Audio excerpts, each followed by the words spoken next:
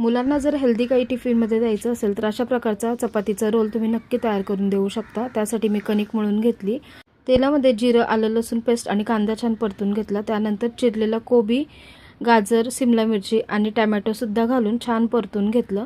त्यानंतर chilli flakes, oregano, थोडंसं चवीपुरतं मीठ, हळद, एक उकडलेला बटाटा किसून घातलाय, भरपूर कोथिंबीर घातली आणि त्या भाजीला एक 5 मिनिटं वाफ येऊन दिली।